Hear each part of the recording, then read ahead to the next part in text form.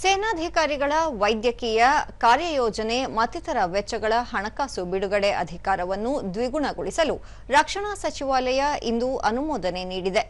ಸೇನಾಪಡೆ ಅಧಿಕಾರಿಗಳಿಗೆ ಹಣಕಾಸು ವೆಚ್ಚ ಅಧಿಕಾರದ ಪರಿಷ್ಕೃತ ಆದೇಶವನ್ನು ರಕ್ಷಣಾ ಸಚಿವ ರಾಜನಾಥ್ ಸಿಂಗ್ ದೆಹಲಿಯಲ್ಲಿಂದು ಬಿಡುಗಡೆ ಮಾಡಿದರು.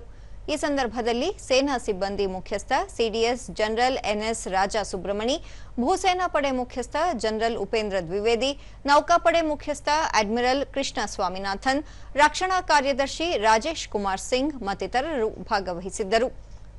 ಇದರ ಅನುಸಾರ ಸೇನಾ ಪಡೆಗಳ ಫೀಲ್ಡ್ ಕಮಾಂಡರ್ಗಳು ವಾರ್ಷಿಕ ಒಟ್ಟು 1.25 ಲಕ್ಷ ಕೋಟಿ ರೂಪಾಯಿಗಿಂತಲೂ ಹೆಚ್ಚಿನ ಮೊತ್ತದ ಖರೀದಿ ಮಾಡಲು ಅನುಕೂಲವಾಗಲಿದೆ.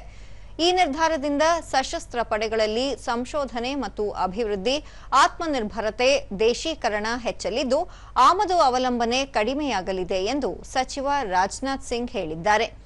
ನೂತನ ನಿರ್ಧಾರದಿಂದ ಸೇನೆಯ ಫೀಲ್ಡ್ ಕಮಾಂಡರ್ಗಳ ಕಾರ್ಯಾಚರಣೆ ಸನ್ನದ್ಧತೆಗೆ ಅನುಕೂಲವಾಗಲಿದೆ.